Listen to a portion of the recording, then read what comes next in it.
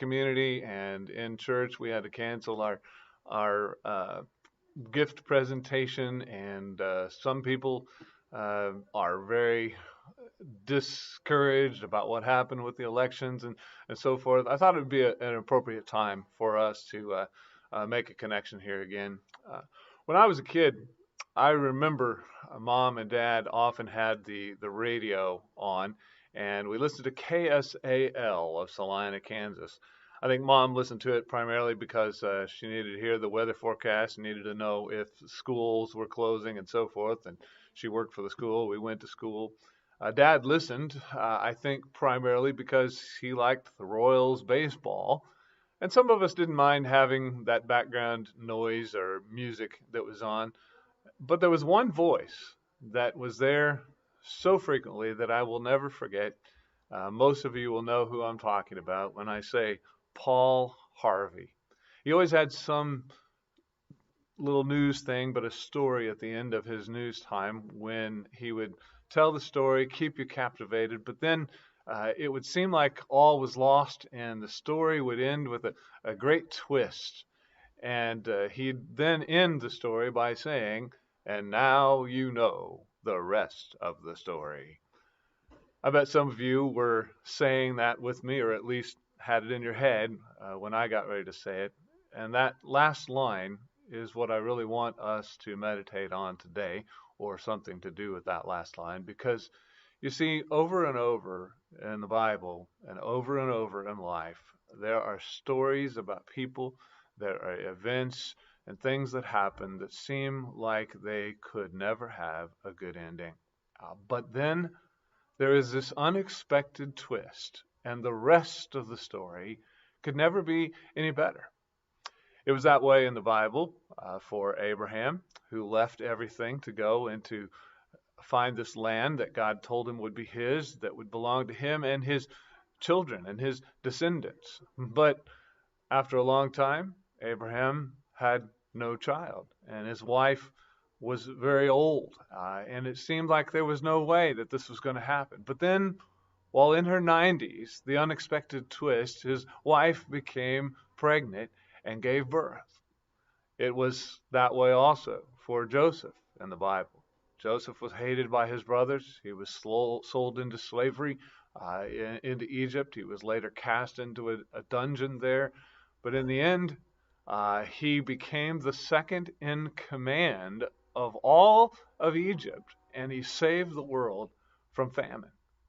It was that way, too, in the Bible for the Israelites after they were made captives in Egypt. And then they were finally released. They were on their way away from Egypt, but they got trapped in by the Red Sea and the Egyptian army. But then God parted the waters, and they walked through on dry ground. And the waters came crashing down onto the Egyptians, and they were all drowned. It was the same way in the Bible for Joshua and the Israelites when they faced the walled city of Jericho. And they faced those giant warriors. It seemed like there was no way into the city, no way they could take over this land. But God commanded him. He said, walk around the city 7 times. Well, they did that. But it seemed each time like there was no effect. Then the last time around, as they obeyed God and they began blowing those trumpets, the walls of Jericho came tumbling down, and they went in and they took the city. It was the same way with King Hezekiah. He was being surrounded, the whole city of Jerusalem and all of his people were surrounded by the armies of Sennacherib of Assyria. And it seemed like there was no way out except surrender or starvation. But then the answer to his prayer came, and God sent a death angel that annihilated all of the fighting men that were in the camp outside the city, and the officers and everything. And Sennacherib turned around, and he went home, ended up at home in the temple of his own false god, his false god. His sons struck him down. And you know, I found that it's been that way in my family and in my life.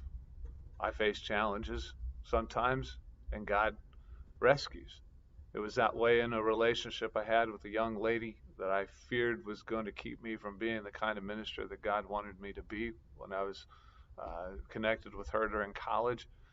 And I didn't have the courage to get out of it. I didn't know for sure if it was right or wrong, but something was telling me it was. I prayed.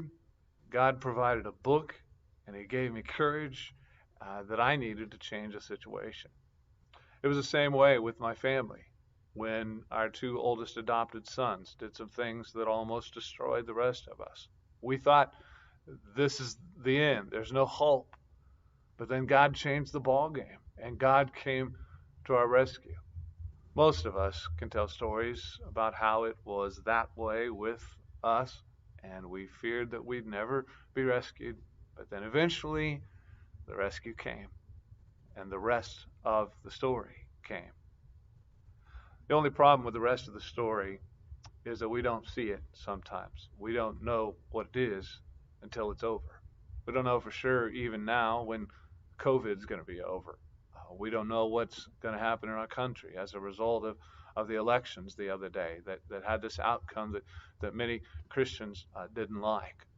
We don't know what God is going to do as a result of people being disappointed that our Christmas presentation to the public has to go on online. But what we do know is that over and over and over again, God takes lemons and makes lemonade. And what we do know is that He will tell us the same thing He told many of the people in the Bible that went through things like just mentioned. He gives them words like these from 1 Chronicles chapter 28, verse 20. Be strong and courageous and do the work. Do not be afraid or discouraged, for the Lord my God is with you. He will not fail you or forsake you. And also words like in Isaiah 41:10 that say, do not fear, for I am with you. Do not be dismayed, for I am your God. I will strengthen you and help you. I will uphold you with my righteous right hand. Things might seem discouraging today, even in your life. It may seem like there are things to be afraid of. We may feel like giving up because our work so far seems to be in vain.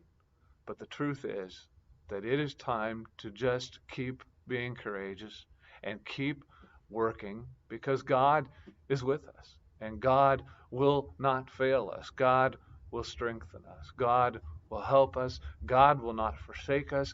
God will uphold us. God will rescue us. And that, my friends, is the conclusion of everything that Christians face in life. So I want to challenge you today to not ever forget the fact that God is with us and God will rescue us in His time and in His way, which is not always our way, not always as fast as we want, but He will do it, and He will do it in the best way possible. And now you know the rest of the story.